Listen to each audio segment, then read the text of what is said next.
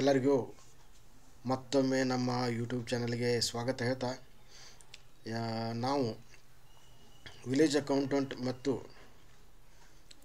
PDO ಎಕ್ಸಾಮ್ಸಿಗೆ ಕುಳಿತುಕೊಳ್ಳುವಂಥ ವಿದ್ಯಾರ್ಥಿಗಳಿಗೆ ಅನುಕೂಲ ಆಗಲಿ ಅಂತ ಕಂಪ್ಯೂಟರ್ ತರಬೇತಿಯನ್ನು ಪ್ರಾರಂಭ ಮಾಡಿದ್ದೀವಿ. ಇದನ್ನು ನೀವು ವಾಚ್ ಮಾಡ್ತಾ ಇದ್ದೀರಿ. ವಾಚ್ ಮಾಡ್ತಾ ಇಲ್ಲ ಅಂತ ಹೇಳಿದರೆ ಮತ್ತೆ ನೀವು ನಮ್ಮ ಯೂಟ್ಯೂಬ್ ಚಾನಲ್ಗೆ ಲಾಗಿನ್ ಆಗಿ ನೋಡಿ. ಸೀರೀಸ್ ಆಗಿ ನೀವು ಕಂಪ್ಯೂಟರ್ ತರಬೇತಿಯ ಬಗ್ಗೆ ಕಂಪ್ಲೀಟಾಗಿ ಇನ್ಫಾರ್ಮೇಷನನ್ನು ನಾವು ಟ್ರೈನಿಂಗನ್ನು ಮಾಡ್ತಾಯಿದ್ದೀವಿ ಸೀರೀಸ್ ಆಗಿ. ಇದು ಬರೀ PDO ಮತ್ತು ವಿಲೇಜ್ ಅಕೌಂಟೆಂಟ್ ಅವ್ರಿಗಷ್ಟೇ ಅಲ್ಲ, ಶಾಲಾ ವಿದ್ಯಾರ್ಥಿಗಳಿಗೆ ಆಗಿರ್ಬೋದು, ಕಾಲೇಜ್ ವಿದ್ಯಾರ್ಥಿಗಳಿಗೆ ಆಗಿರ್ಬೋದು, ಕಂಪ್ಯೂಟ್ರನ್ನ ಯಾರು ಕಲಿಬೇಕಂತ ಆಸಕ್ತಿ ಉಳ್ಳವರಾಗಿರ್ಬೋದು. ಈಗಿನ ಕಾಲದಲ್ಲಿ ಕಂಪ್ಯೂಟ್ರ್ ಮಾತ್ರ ಕಂಪಲ್ಸರಿಯಾಗಿ ಎಲ್ಲರೂ ಕಲೀಲೇಬೇಕು, ಹೌದಾ? ಹಾಗಾಗಿ ಪ್ರತಿಯೊಬ್ಬರಿಗೂ ಇದು ಅನುಕೂಲ ಆಗುತ್ತದೆ ಮತ್ತು ಕನ್ನಡದಲ್ಲಿ ತಿಳಿಯುವ ಹಾಗೆ ಕಂಪ್ಯೂಟರ್ ತರಬೇತಿಯನ್ನು ಥಿಯರಿ ಪಾರ್ಟನ್ನು ಫಸ್ಟ್ ಕಂಪ್ಲೀಟ್ ಮಾಡ್ತಾಯಿದ್ದೀವಿ. ಅದ್ರ ನಡುವೆ ಹುಡುಗರಿಗೆ ಒಂದು ಸ್ವಲ್ಪ ಇಂಟ್ರೆಸ್ಟ್ ಬರಲಿ ಅಂತ ಮಲ್ಟಿಪಲ್ ಚಾಯ್ಸ್ ಕ್ವಶನನ್ನು ಈಗ ಸ್ಟಾರ್ಟ್ ಮಾಡ್ತಾಯಿದ್ದೀವಿ. ಮಲ್ಟಿಪಲ್ ಚಾಯ್ಸ್ ಕ್ವಶನ್ಸ್ ಯಾವ ಥರ ಬರ್ತವೆ ಎಕ್ಸಾಮ್ಸಿಗೆ ಅನ್ನೋದ್ರ ಬಗ್ಗೆ ತರಬೇತಿಯನ್ನು ಈಗ ಪ್ರೆಸೆಂಟ್ ಮಾಡ್ತಾಯಿದ್ದೀವಿ. ಮತ್ತು ಪ್ರಾಕ್ಟಿಕಲ್ ಸೆಷನನ್ನು ನಾವು ಕಂಡಕ್ಟ್ ಮಾಡ್ತೀವಿ. ಮುಂದೆ ನೀವು ಎಕ್ಸಾಮ್ ಪಾಸ್ ಆದಮೇಲೆ ಆಯಿತು, ಮತ್ತು ನಿಮಗೆ ನಿಮ್ಮ ಜೀವನದಲ್ಲಿ ಎಲ್ಲೇ ಕೆಲಸಕ್ಕೆ ಹೋದರೆ ನಿಮ್ಮ ಪರ್ಸ್ನಲ್ ವರ್ಕ್ ಆಗಿರ್ಬೋದು, ಒಂದು ಆಫೀಷಿಯಲ್ ರಿಲೇಟೆಡ್ ವರ್ಕ್ ಮಾಡಬೇಕಾದ್ರೆ ಏನೇನು ಬೇಕೋ ಅದನ್ನು ಫುಲ್ ಕಂಪ್ಲೀಟಾಗಿ ತರಬೇತಿನ ನೀಡಲಿಕ್ಕೆ ನಾವು ತಯಾರಿನ ಮಾಡ್ತಾಯಿದ್ದೀವಿ. ನೀವು ನಮ್ಮ ಚಾನಲ್ಗೆ ಹೊಸದಾಗಿದ್ದರೆ ಸಬ್ಸ್ಕ್ರೈಬ್ ಬಟನನ್ನು ಪ್ರೆಸ್ ಮಾಡಿ, ಬೆಲ್ ಐಕಾನನ್ನು ಪ್ರೆಸ್ ಮಾಡಿ ಅಂತ ಕೇಳ್ತಾ ಈಗ ಮಲ್ಟಿಪಲ್ ಚಾಯ್ಸ್ ಕ್ವಶನ್ಸನ್ನು ಸ್ಟಾರ್ಟ್ ಮಾಡೋಣ. ಕಂಪ್ಯೂಟರ್ನ ಪಿತಾಮಹ ಎಂದು ಡ್ಯಾಶ್ ಅವರನ್ನು ಕರೆಯುತ್ತಾರೆ. Dash is called as a father of computer. ಯಾರನ್ನು ಫಾದರ್ ಆಫ್ ಕಂಪ್ಯೂಟರ್ ಅಂತ ಕರೀತಾರೆ? ಹೇಳಿ, ಫಾಸ್ಟಾಗಿ ಹೇಳ್ಬೇಕ್ರಿ. ಯಾವುದು? ಚಾರ್ಲ್ಸ್ ಎಡಿಸನ್ನ ಅಥವಾ ಚಾರ್ಲ್ಸ್ ಬ್ಯಾಬೇಜಾ, ಬಿಲ್ ಗೇಟ್ಸಾ ಅಥವಾ ಯಾರೂ ಇಲ್ಲ? Charles Edison, Charles Babbage, Bill Gates, none of this. ಯಾವುದು? ಎಸ್, ಎರಡನೇ ಉತ್ತರ, ಹೌದಾ? ಚಾರ್ಲ್ಸ್ ಬ್ಯಾಬೇಜ್ ಅವ್ರಿಗೆ ಫಾದರ್ ಆಫ್ ಕಂಪ್ಯೂಟರ್ ಅಂತ ಕರಿತೀವಿ ನಾವು. ಅಬ್ಯಾಕಸನ್ನು ಡ್ಯಾಶ್ ದೇಶದವರು ಕಂಡುಹಿಡಿದರು. Dash country found abacus. ಯಾವುದು? India, America, China, Australia. ಯಾವುದು ರೀ? ಫಾಸ್ಟಾಗಿ ಹೇಳ್ರಿ. ಯಾವುದು ರೀ? ಎಸ್, ಚೀನಾ ದೇಶದವರು ಕಂಡುಹಿಡಿದರು. ಅಬ್ಯಾಕಸನ್ನು ಡ್ಯಾಶ್ ಕೆಲಸಕ್ಕಾಗಿ ಬಳಸುತ್ತಿದ್ದರು. ಕೂಡಿಸುವುದು, ಕಳೆಯುವುದು, ಭಾರ ಎತ್ತುವುದಕ್ಕೆ, ಕೀಬೋರ್ಡ್ ತಯಾರಿಸುವುದಕ್ಕೆ. ಯಾವುದೂ ಅಲ್ಲ. Abacus is used for dash work, addition, subtraction, weight lifting, keyboard manufacturing, none of this. ಯಾವುದು ರೀ? ಎಸ್, ಎಡಿಷನ್ ಮತ್ತು ಸಬ್ಟ್ರಾಕ್ಷನ್ಗೆ, ಅದನ್ನು ಕೂಡಿಸುವುದು ಮತ್ತು ಕಳೆಯುವುದಕ್ಕೆ ಅಬ್ಯಾಕಸನ್ನು ಯೂಸ್ ಮಾಡ್ತಾಯಿದ್ರು. ಕಂಪ್ಯೂಟರ್ನಲ್ಲಿ CPU ಅಂದರೆ in computer CPU means, CPU ಅಂದರೆ ಏನು ರೀ? Central processing unit, center proceed unit, central programmed unit. ಯಾವುದೂ ಅಲ್ಲ. ಯಾವುದು ರೀ? Central processing unit. CPU ಅಂದರೆ ಸೆಂಟ್ರಲ್ ಪ್ರೊಸೆಸಿಂಗ್ ಯೂನಿಟ್. ಕೀಬೋರ್ಡ್ ಇದು ಡ್ಯಾಶ್ ಸಾಧನ, ಇನ್ಪುಟ್ ಸಾಧನ, ಔಟ್ಪುಟ್ ಸಾಧನ, ಸಂಗ್ರಹ ಮಾಡುವ ಸಾಧನ, ಪ್ರೊಸೆಸಿಂಗ್ ಮಾಡುವ ಸಾಧನ. Keyboard is a dash device, input device, output device, storage device, processing device. ಯಾವುದು ರೀ? Yes, input device. Input device. ಕೀಬೋರ್ಡ್ಗೆ ನಾವು ಇನ್ಪುಟ್ ಡಿವೈಸ್ ಅಂತ ಕರಿತೀವಿ. ಕಂಪ್ಯೂಟರ್ನಲ್ಲಿ ಕರ್ಸರ್ ಇರುವ ಸ್ಥಾನದಿಂದ ಎಡಬದಿಗೆ ಇರುವ ಅಕ್ಷರವನ್ನು ಅಳಿಸಲು ಡ್ಯಾಶ್ ಕೀಯನ್ನು ಬಳಸುತ್ತಾರೆ. In A computer, dash key is used to delete the characters which are there at left side from the cursor. ಎಡಗಡೆ ಇರುವಂಥ ಅಕ್ಷರವನ್ನು ಅಳಕಿಸಲಿಕ್ಕೆ, ಎರೇಸ್ ಮಾಡಲಿಕ್ಕೆ ಯಾವ ಒಂದು ಕೀಯನ್ನು ಯೂಸ್ ಮಾಡ್ತಾರೆ ಅಂತ. ಯಾವುದನ್ನು ಯೂಸ್ ಮಾಡ್ತಾರೆ ರೀ? ಎಸ್, ಬ್ಯಾಕ್ ಸ್ಪೇಸನ್ನು ಯೂಸ್ ಮಾಡ್ತಾರೆ. ಬಲಗಡೆ ಸೈಡ್ ಇರುವಂಥ ಅಕ್ಷರವನ್ನು ಅಳಕಿಸಲಿಕ್ಕೆ ಡಿಲೀಟ್ ಕೀಯನ್ನು, ಎಡಗಡೆ ಸೈಡ್ ಇರುವಂಥ ಅಕ್ಷರವನ್ನು ಬ್ಯಾಕ್ ಸ್ಪೇಸನ್ನು ಬಳಕೆ ಮಾಡ್ತಾರೆ.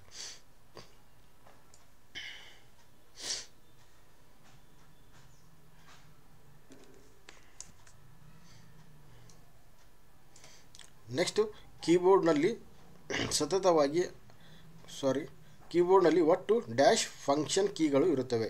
ಇನ್ನು keyboard dash number of function keys are there. ಎಷ್ಟು ಇರ್ತಾವೆ ರೀ? ಮೇಲೆ ನಿಮ್ಮ ಟಾಪ್ ರೋದಾಗ ಇರ್ತಾವೆ ರೀ, ಫಸ್ಟ್ ರೋ, ಹೌದಾ? ಎಷ್ಟು ರೀ? 12 ಇರ್ತಾವೆ. ಎಷ್ಟು? 12.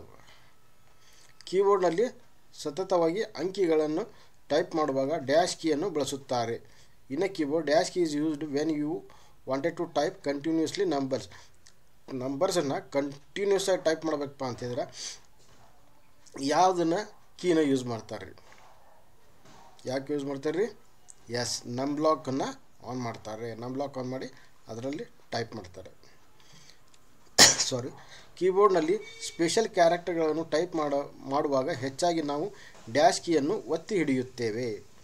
ಸ್ಪೆಷಲ್ ಕ್ಯಾರೆಕ್ಟರ್ಸ್ ಅಂದರೆ ಯಾವ ರೀ? ನಿಮ್ಮದು 1 2 3 4 5 6 7 8 9 ನಂಬರ್ಸ್ ಮೇಲೆ ಇರ್ತಾವಲ್ಲ, ಅವಕ್ಕೆ ನಾವು ಏನಂತ ಕರಿತೀವಿ? ಸ್ಪೆಷಲ್ ಕ್ಯಾರೆಕ್ಟರ್ಸ್ ಅಂತ ಹೇಳ್ತೀವಿ. ಅದನ್ನು ಟೈಪ್ ಮಾಡಬೇಕಪ್ಪ ಅಂದರೆ ನಾವು ಆಲ್ಟ್ ಕೀ ಹಿಡಿತೀವೇನ್ರಿ, ಕಂಟ್ರೋಲ್ ಕೀ ಹಿಡಿತೀವೋ, ಶಿಫ್ಟ್ ಕೀ ಹಿಡಿತೀವೋ, ಎಂಟರ್ ಕೀ ಹಿಡಿತೀವಿ ರೀ? ಎಸ್, ಹೇಳ್ರಿ, ಫಾಸ್ಟಾಗಿ ಹೇಳ್ಬೇಕು ರೀ. ಯಾವುದು? ಶಿಫ್ಟ್ ಕೀನ ಯೂಸ್ ಮಾಡ್ತೀವಿ. Okay, good. Next, dash key is pressed while typing special characters in a keyboard. ಇದು ಶಿಫ್ಟ್ ಕೀನ ಪ್ರೆಸ್ ಮಾಡ್ತೀವಿ. ಸತತವಾಗಿ ನಾವು ಕ್ಯಾಪಿಟಲ್ ಲೆಟರ್ಗಳನ್ನು ಟೈಪ್ ಮಾಡುವಾಗ ಡ್ಯಾಶ್ ಕೀಯನ್ನು ಬಳಸಬೇಕು. Dash key is used when we wanted to type continuous capital letters continuous ಆಗಿ ಟೈಪ್ ಮಾಡಬೇಕಾಗಿರ್ತೈತೆ ರೀ. ಹೌದಾ? ಆವಾಗ ಯಾವ ಕೀನ ನಾವು ಯೂಸ್ ಮಾಡ್ತೀವಿ ಅಂತ ಹೇಳಿದ್ರೆ ಕ್ಯಾಪ್ಸ್ ಲಾಕ್ ಕೀನ ಯೂಸ್ ಮಾಡ್ತೀವಿ. ಕಂಪ್ಯೂಟರ್ನಲ್ಲಿ ಕೆಳಗೆ ಲೈನ್ ಬರಬೇಕಾದಲ್ಲಿ ಡ್ಯಾಶ್ ಕೀಯನ್ನು ಬಳಸಬೇಕು. Dash key is used when we want next line to be typed. ಯಾವುದ್ರಿ? ಹಾಂ, ಎಸ್, ಕರ್ಸರ್ ಕೆಳಗೆ ಬರಬೇಕಪ್ಪ ಅಂದರೆ ಎಂಟರ್ ಕೀಯನ್ನು ನಾವು ಪ್ರೆಸ್ ಮಾಡ್ತೀವಿ. ಕೀಬೋರ್ಡ್ನಲ್ಲಿ ಕರ್ಸರ್ನ ಲೈನಿನ ಮೊದಲು ಬರಲು ಡ್ಯಾಶ್ ಕೀಯನ್ನು ಉಪಯೋಗಿಸುತ್ತಾರೆ. Dash key is used to come cursor to beginning of the line. ಯಾವ ಕೀ ಯೂಸ್ ಮಾಡ್ತಾರೆ ರೀ? ಕರ್ಸರ್ ಇಲ್ಲಿ ಸ್ಟಾರ್ಟಿಂಗ್ ಇಲ್ಲಿ ತಂತಿಕೋರಿ, ಇಲ್ಲಿ ಇರ್ತೈತಿ. ಹಾಂ, first beginning of the line ಬರಬೇಕಪ್ಪ ಅಂದ್ರೆ ಯಾವ ಕೀನ ಯೂಸ್ ಮಾಡ್ತಾರೆ ಅಂತೇಳಿ. ಯಾಕೆ ಯೂಸ್ ಮಾಡ್ತಾರೆ ರೀ? ಹೋಮ್ ಕೀನ ಯೂಸ್ ಮಾಡ್ತಾರೆ. ಹೋಮ್ ಕೀ ಯೂಸ್ ಮಾಡ್ತಾರೆ. ಕರ್ಸರ್ ನೀವು ಮತ್ತೆ ಪ್ರಾಕ್ಟಿಕಲ್ ಸೆಷನ್ ಮಾಡಬೇಕಾದ್ರೆ ನಿಮಗೆಲ್ಲ ಗೊತ್ತಾಕೈತೆ ರೀ. ಆದರೆ ಈಗ ಜಸ್ಟ್ ತಿಳ್ಕೊರಿ, ಕರ್ಸರ್ ಸ್ಟಾರ್ಟಿಂಗ್ ಇಲ್ಲಿ ಎಂಡಿಗೆ ಎತ್ತಪ್ಪ ಅಂದ್ರೆ ಮೊದಲಿಗೆ ಸ್ಟಾರ್ಟಿಂಗ್ ಬರಬೇಕಪ್ಪ ಅಂದ್ರೆ ಹೋಮ್ ಕೀನ ಪ್ರೆಸ್ ಮಾಡ್ತಾರೆ. ಕೀಬೋರ್ಡ್ನಲ್ಲಿ ಡ್ಯಾಶ್ ಕೀಯನ್ನು ಲೈನಿನ ಕೊನೆಗೆ ಬರಲು ಉಪಯೋಗಿಸುತ್ತಾರೆ. Dash key is use to come cursor to end of the line. ಎಂಡಿಗೆ ಕರ್ಸರ್ ಇಲ್ಲಿ ಇರ್ತೈತಿ, ಫಸ್ಟ್ ಸ್ಟಾರ್ಟಿಂಗ್ ಇರ್ತೈತಿ ರೀ, ಅದು ಎಂಡ್ ಆಫ್ ದಿ ಲೈನ್ ಬರಬೇಕಪ್ಪ ಅಂದ್ರೆ ಯಾವ ಕೀ ಯೂಸ್ ಮಾಡ್ತಾರಪ್ಪ ಅಂದರೆ ಎಂಡ್ ಕೀನ ಯೂಸ್ ಮಾಡ್ತಾರೆ. ಕೀಬೋರ್ಡ್ನಲ್ಲಿ ಒಂದು ಶಬ್ದದ ನಡುವೆ ಜಾಗ ಅಥವಾ ಸ್ಪೇಸ್ ಬಿಡಲು ಡ್ಯಾಶ್ ಕೀಯನ್ನು ಉಪಯೋಗಿಸುತ್ತಾರೆ. Dash key is use to leave space between words. ಒಂದು ಶಬ್ದ ಇದೊಂದು ಶಬ್ದ, ಹೌದಾ? ಕೀಬೋರ್ಡ್ ಕೀ ಇದು ಒಂದು ಶಬ್ದ. ಇದಾದಮೇಲೆ ಇಲ್ಲಿ ಸ್ಪೇಸ್ ಬಿಡೋಕ್ಕೆ ಯಾವ ಕೀ ಯೂಸ್ ಮಾಡ್ತಾರೆ ರೀ? ಎಸ್, ಸ್ಪೇಸ್ ಬಾರ್ ಯೂಸ್ ಮಾಡ್ತಾರೋ, ಟ್ಯಾಬ್ ಯೂಸ್ ಮಾಡ್ತಾರೋ, ಹೋಮ್ ಕೀ ಯೂಸ್ ಮಾಡ್ತಾರೋ, ಎಂಡ್ ಕೀ ಯೂಸ್ ಮಾಡ್ತಾರೆ ರೀ. ಯಾವುದನ್ನು ಯೂಸ್ ಮಾಡ್ತಾರೆ ರೀ? ಎಸ್, ಸ್ಪೇಸ್ ಬಾರನ್ನು ಯೂಸ್ ಮಾಡ್ತಾರೆ. ಕೀಬೋರ್ಡ್ನಲ್ಲಿ ಒಂದು ಪುಟದಿಂದ ಮೇಲೆ ಹೋಗಲು ಡ್ಯಾಶ್ ಕೀಯನ್ನು ಉಪಯೋಗಿಸುತ್ತಾರೆ. Dash key is use to go one page up. ಒಂದು ಪೇಜ್ ಮೇಲೆ ಹೋಗ್ಬೇಕಪ್ಪ ಅಂದರೆ ಯಾಕೆ ಯೂಸ್ ಮಾಡ್ತಾರೆ ರೀ? ಸ್ಪೇಸ್ ಬಾರ್ ಯೂಸ್ ಮಾಡ್ತಾರೋ, ಟ್ಯಾಬ್ ಯೂಸ್ ಮಾಡ್ತಾರೋ, ಹೋಮ್ ಕೀ ಯೂಸ್ ಮಾಡ್ತಾರೋ, ಪೇಜ್ ಅಪ್ ಯೂಸ್ ಮಾಡ್ತಾರೋ. ಪೇಜ್ ಅಪ್ ಅನ್ನುವಂಥ ಕೀಯನ್ನು ಯೂಸ್ ಮಾಡ್ತಾರೆ. ಕೀಬೋರ್ಡ್ನಲ್ಲಿ ಒಂದು ಪುಟದಿಂದ ಕೆಳಗೆ ಬರಲು ಡ್ಯಾಶ್ ಕೀಯನ್ನು ಉಪಯೋಗಿಸುತ್ತಾರೆ. ಒಂದು ಪೇಜ್ ಕೆಳಗೆ ಬರಬೇಕಪ್ಪ ಅಂದ್ರೆ ಯಾವುದಕ್ಕೆ ಯೂಸ್ ಮಾಡ್ತಾರೆ ರೀ? Space bar, tab, page down, page up. ಯಾವುದ್ರಿ? ಪೇಜ್ ಡೌನ್ ಕೀಯನ್ನು ಯೂಸ್ ಮಾಡ್ತಾರೆ. ಅದು dash key is used to come one page down. ಯಾವುದ್ರಿ? Page down. ಕಂಪ್ಯೂಟರ್ ಇದು ಒಂದು ಡ್ಯಾಶ್ ಯಂತ್ರ. ಎಲೆಕ್ಟ್ರಾನಿಕ್ ಯಂತ್ರ, ಎಲೆಕ್ಟ್ರಿಕಲ್ ಯಂತ್ರ, ಮೆಕ್ಯಾನಿಕಲ್ ಯಂತ್ರ ಯಾವುದೂ ಅಲ್ಲ. Computer is a dash device. Electronic device, electrical device, mechanical device, ನನ್. ಯಾವುದ್ರಿ? ಎಸ್, ಎಲೆಕ್ಟ್ರಾನಿಕ್ ಡಿವೈಸ್, ಎಲೆಕ್ಟ್ರಾನಿಕ್ ಯಂತ್ರ. ಕಂಪ್ಯೂಟರ್ನ ಕ್ರಿಯೆಯನ್ನು ಹೀಗೆ ವಿವರಿಸಬಹುದು: ಡ್ಯಾಶ್ ಮತ್ತು ಡ್ಯಾಶ್ ಮತ್ತು dash. Computer process involves 3 steps: dash and dash and dash. ಯಾವುದು? Input, process, output. Input, process, input. Output, process. ಯಾವುದು ಅಲ್ಲ. ಯಾವುದು ರೀ? ಫಸ್ಟಿಗೆ ನಾವೇನು ಮಾಡ್ತೀವಿ, ಕಂಪ್ಯೂಟರ್ನಾಗ ಇನ್ಪುಟ್ ಕೊಡ್ತೀವಿ. ಇನ್ಪುಟ್ ಆದ್ಮೇಲೆ ನೆಕ್ಸ್ಟ್ ಏನಕ್ಕೈತಿ, ಪ್ರೊಸೆಸ್ ಆಕೈತಿ. ನೆಕ್ಸ್ಟ್ ನಮಗೆ ಔಟ್ಪುಟ್ ಸಿಗ್ತೈತಿ. ಅದಕ್ಕೆ first one is correct answer. Input, process, output. ಗೊತ್ತಾಯ್ತಲ್ರಿ? ಮೌಸಿನ ಬಲಗಡೆ ಇರುವ ಬಟನ್ನನ್ನು ಡ್ಯಾಶ್ ವಿಧದಲ್ಲಿ ಉಪಯೋಗಿಸಬಹುದು. ಬಲಗಡೆ ಮೌಸ್ ಏನಿರ್ತೈತಲ್ರಿ, ನಿಮ್ಮ ರೈಟ್ ಸೈಡ್ ಬಲಗಡೆ ಬಟನ್ ಏನಿರ್ತೈತಲ್ಲ ಅದನ್ನು ಯಾವ ರೀತಿ ನೀವು ಯೂಸ್ ಮಾಡ್ತೀರಿ ಅಂತ. Right mouse button is used in dash manner. Double click, scroll, single click, ಯಾವುದೂ ಅಲ್ಲ. Double click, scroll, single click, ನನ್. ಯಾವ್ದು ರೀ? ಸಿಂಗಲ್ ಕ್ಲಿಕ್ ಮಾತ್ರ ಯೂಸ್ ಮಾಡ್ಬೋದು ರೀ. ಅದನ್ನು ಡಬಲ್ ಕ್ಲಿಕ್ ಯೂಸ್ ಮಾಡಲಿಕ್ಕೆ ಬರೋದಿಲ್ಲ. ಡ್ಯಾಶ್ ಇದು ಇನ್ಪುಟ್ ಸಾಧನ ಅಲ್ಲ. Dash is not input device. Keyboard, mouse, scanner, printer ಯಾವುದು ಇನ್ಪುಟ್ ಡಿವೈಸ್ ಅಲ್ಲ ಅಂತ ಕೇಳಿದಾರೆ ರೀ. ಕರೆಕ್ಟಾಗಿ ಕ್ವಶನನ್ನು ಅರ್ಥ ಮಾಡ್ಕೊಂಡು ಬಿಡಿಸ್ಬೇಕು. ಮತ್ತು ಆನ್ಲೈನ್ ಎಕ್ಸಾಮ್ ಇದ್ದಾಗ ನೀವು ಇನ್ ಟೈಮ್ದಾಗ ಕಂಪ್ಲೀಟ್ ಮಾಡ್ಬೇಕಾಗೈತಿ, ಸಬ್ಮಿಟ್ ಮಾಡ್ಬೇಕಾಗೈತಿ ರೀ. ಅದಕ್ಕೆ ಯಾವಾಗಿದ್ರೂ ಇನ್ ಟೈಮ್ದಾಗ ಅದನ್ನು ಸಬ್ಮಿಟ್ ಬಟನನ್ನು ಪ್ರೆಸ್ ಮಾಡೋದನ್ನು ನೆನಪು. ಯಾಕಂದರೆ ಟೈಮ್ ಆದಮೇಲೆ ನೀವು ಸಬ್ಮಿಟ್ ಹೊಡೆದ್ರಿಪ್ಪ ಅಂದ್ರೆ ಅದನ್ನು ತೊಗೋದಿಲ್ಲ. ಆಫ್ಲೈನಲ್ಲಿ ಏನಕ್ಕೈತಿ, ಟೀಚರ ಕಲೆಕ್ಟ್ ಮಾಡ್ತಾರೆ, ನಡೀತೈತಿ. ಆದರೆ ಆನ್ಲೈನಲ್ಲಿ ಟೈಮ್ ರಿಸ್ಟ್ರಿಕ್ಷನ್ ಇರ್ತೈತಿ. ಹಾಗಾಗಿ ನೀವು ಸಬ್ಮಿಟ್ ಮಾಡಲಿಲ್ಲ ಅಂದರೆ ಇನ್ ಟೈಮ್ದಾಗ ಅದು ಕರೆಕ್ಟ್ ಟೈಮಿಗೆ ಒಳಗೆ ಸಬ್ಮಿಟ್ ಮಾಡ್ಬೇಕು ರೀ. ನೀವು 1-2 ಕ್ವಶನ್ ಹೆಚ್ಚು ಕಡಿಮೆ ಬಿಟ್ಟರು ಏನಪ್ಪ ಅಂದ್ರೆ ಸಬ್ಮಿಟ್ ಮಾಡಲಿಲ್ಲಪ್ಪ ಅಂದ್ರೆ ಏನಕ್ಕೈತಿ, ನಿಮ್ದು ಕನ್ಸಿಡರ್ ಆಗೋದಿಲ್ಲ. ಅದಕ್ಕಾಗಿ 1-2 ಕ್ವಶನ್ ಬಿಟ್ಟರು ಅಡ್ಡಿಲ್ಲ, ಅದನ್ನು ಸಬ್ಮಿಟ್ ಬಟನನ್ನು ಯಾವ ಟೈಮಿಗೆ ಇರ್ತಿತ್ತೋ ಆ ಟೈಮ್ ಒಳಗಡೆನ ಸಬ್ಮಿಟ್ ಬಟನನ್ನು ಪ್ರೆಸ್ ಮಾಡೋದನ್ನು ನೆನಪು ಹರಬೇಡಿ. ಡ್ಯಾಶ್ ಇದು ಇನ್ಪುಟ್ ಸಾಧನ ಅಲ್ಲ. ಯಾವುದು ರೀ? ಪ್ರಿಂಟರ್ ಇದು ಔಟ್ಪುಟ್ ಸಾಧನ. ಅದಕ್ಕಾಗಿ ಇದನ್ನು ನಾವು ಇದು ಈ ಗುಂಪಿಗೆ ಸೇರಿಲ್ಲ. ಅದಕ್ಕಾಗಿ ಪ್ರಿಂಟರ್ ಇದು ಇನ್ಪುಟ್ ಸಾಧನ ಅಲ್ಲ ಅಂತ. CPU-ನ ಮುಂದುಗಡೆ ಇರುವ ರಿಸೆಟ್ ಬಟನನ್ನು ಡ್ಯಾಶ್ ಸಂದರ್ಭದಲ್ಲಿ ಉಪಯೋಗಿಸುತ್ತಾರೆ. Reset button is used in dash circumstances. ನಿಮ್ಮ CPU ಏನಿರ್ತೈತಲ್ರಿ ಅದ್ರ ಮುಂದುಗಡೆ ಒಂದು ಪವರ್ ಬಟನ್ ಅಂತ ಇರ್ತೈತಿ, ಇನ್ನೊಂದು ಸ್ಮಾಲ್ ಬಟನ್ ಇರ್ತೈತಿ, ರಿಸೆಟ್ ಬಟನ್ ಇರ್ತೈತಿ. ಅದನ್ನು ಯಾವಾಗ ಯೂಸ್ ಮಾಡ್ತಾರ ಅಂತ ಕೇಳ್ಯಾರ. ಕಂಪ್ಯೂಟರ್ ಹ್ಯಾಂಗ್ ಆದಾಗ, ಕಂಪ್ಯೂಟರ್ ಸ್ಟಾರ್ಟ್ ಮಾಡಲು, ಕಂಪ್ಯೂಟರ್ ಆಫ್ ಮಾಡಲು ಯಾವುದು ಅಲ್ಲ. ಯಾವುದು ರೀ? ವೆನ್ ಮಷಿನ್ ಹ್ಯಾಂಗ್ ಆದಾಗ ಮತ್ತು ಇನ್ನೊಮ್ಮೆ ರೀಸ್ಟಾರ್ಟ್ ಮಾಡಲಿಕ್ಕೆ ಈ ರಿಸೆಟ್ ಬಟನನ್ನು ಯೂಸ್ ಮಾಡ್ತಾರೆ. ಆದರೆ some time power button problem ಆಗಿತ್ತಪ್ಪ ಅಂದ್ರೆ ಅದನ್ನು ರಿಸೆಟ್ ಬಟನ್ನಿಗೂ ನಾವು ಕೊಟ್ಟರೆ ಅದು ಸ್ಟಾರ್ಟ್ ಆಕೈತ್ರಿ. ಮತ್ತು ಅದನ್ನು ಕನ್ಫ್ಯೂಸ್ ಮಾಡ್ಕೋಬೇಡ್ರಿ, ಅದನ್ನು ಆ ರೀತಿ ಅಂತ ಏನು ಕೇಳಿಲ್ಲ. To start the machine start ಮಾಡೋಕ್ಕೂ ಯೂಸ್ ಮಾಡ್ತಾರೆ. ಆದರೆ ಇಲ್ಲಿ ಈ ಒಂದು ಸರ್ಕಮ್ಸ್ಟೆನ್ಸಸ್ನಾಗ ಕ್ವಶನ್ನ ಕೇಳಿದಾಗ ಕಂಪ್ಯೂಟರ್ ಹ್ಯಾಂಗ್ ಆದಾಗ ನಾವು ರೀಸ್ಟಾರ್ಟ್ ಮಾಡ್ತೀವಿ ಅಂತ ಹೇಳ್ಬೋದು. ಸ್ವಿಚ್ ಆಫ್ ಮಾಡೋಕ್ಕೂ ಯೂಸ್ ಮಾಡೋದಿಲ್ಲ. ಆದರೆ ಸ್ಟಾರ್ಟ್ ಮಾಡೋಕೆ ಅದನ್ನು ಆ ಪವರ್ ಬಟನ್ ಬದಲಿ ರಿಸೆಟ್ ಪವರ್ ಬಟನ್ ಏನೋ ಪ್ರಾಬ್ಲಮ್ ಆದಾಗ ಅದು ಒಳಗಡೆ ಸಿಕ್ಕೋತಿರ್ತೈತೆ ರೀ. ಅವಾಗ ಏನು ಮಾಡ್ತಾರೆ, ಅದನ್ನು ಹಾರ್ಡ್ವೇರ್ ಇಂಜಿನಿಯರ್ ಮಾಡ್ತಾರೆ, ಅದನ್ನು ತೆಗೆದು ರಿಸೆಟ್ ಬಟನ್ಗೆ ಕೊಟ್ಟಿರ್ತಾರೆ. ಹಾಗಾಗಿ ರಿಸೆಟ್ ಬಟನ್ ಹೊಡೆದ್ರು ಮಷಿನ್ ಸ್ಟಾರ್ಟ್ ಆಕೈತಿ. ಆದರೆ ಇಲ್ಲಿ ಎಕ್ಸಾಮ್ನಾಗ ಕಂಪ್ಯೂಟರ್ ಹ್ಯಾಂಗ್ ಆದಾಗ ಅಂತ ನೀವು ಬರೀಬೇಕಾಗೈತಿ. CPU-ನಲ್ಲಿ ಇರುವ ಪವರ್ ಬಟನನ್ನು ಡ್ಯಾಶ್ ಸಂದರ್ಭದಲ್ಲಿ ಉಪಯೋಗಿಸುತ್ತಾರೆ. Power button is used to. Power button ಯಾವಾಗ ಯೂಸ್ ಮಾಡ್ತಾರೆ ಅಂತ ಕೇಳ. ಹೌದಾ? ಮಷಿನ್ ಹ್ಯಾಂಗ್ ಆದಾಗ, ಮಷಿನ್ ಸ್ಟಾರ್ಟ್ ಮಾಡಲು, ಗೇಮಿಂಗ್ ಯಾವುದೂ ಅಲ್ಲ. ಯಾವುದು ರೀ? ಮಷಿನ್ ಸ್ಟಾರ್ಟ್ ಮಾಡೋಕೆ ಪವರ್ ಬಟನನ್ನು ಯೂಸ್ ಮಾಡ್ತಾರೆ. ನಿಮ್ಮ CPU ಒಳಗಡೆ ಒಂದು ದೊಡ್ಡ ಬಟನ್ ಇರ್ತೈತಿ, ಅದನ್ನು ಪ್ರೆಸ್ ಮಾಡಿದಾಗ ನಿಮ್ಮ ಕಂಪ್ಯೂಟರ್ ಸ್ಟಾರ್ಟ್ ಆಗೈತಲ್ಲ ರೀ, ಅದಕ್ಕೆ ಪವರ್ ಬಟನ್ ಅಂತ ಕರಿತೀವಿ. Power button is used. ಹೌದಾ? ಕಂಪ್ಯೂಟರ್ನ ಮುಖ್ಯ ಲಕ್ಷಣಗಳಲ್ಲಿ ಡ್ಯಾಶ್ ಇದು ಅಲ್ಲ. Dash is not a characteristics of the computer.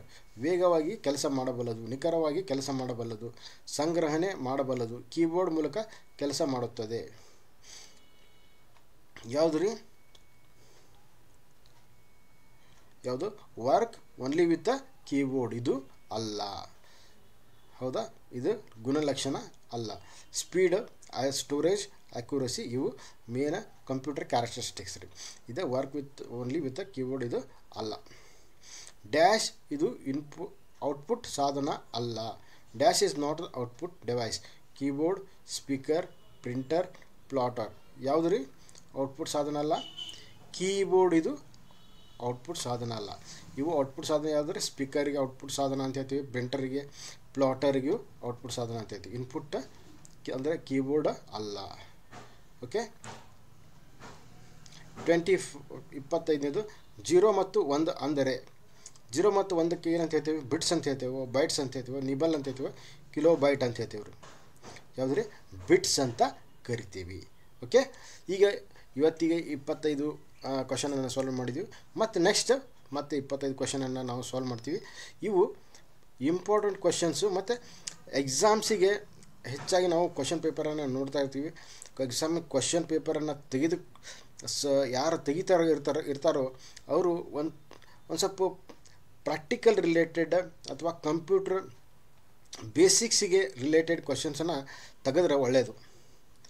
ಅವ್ರು ಏನು ಮಾಡ್ತಾರೆ ಅಂದರೆ ನೆಟ್ವರ್ಕಿಂಗ್ ರಿಲೇಟೆಡ್ ಕ್ವಶನ್ಸನ್ನು ತೆಗೆಯೋದು, ಆ ಥರ ಎಲ್ಲ ಮಾಡ್ತಾರೆ. ಆ ಥರ ಮಾಡಿದರೆ ನೀವು ಅದನ್ನು ಎಲ್ಲಿ ನೀವು ಕಲ್ತಿರೋದೂ ಇಲ್ಲ, ಎಲ್ಲಿ ಕಲಿಸಿರೋದೂ ಇಲ್ಲ.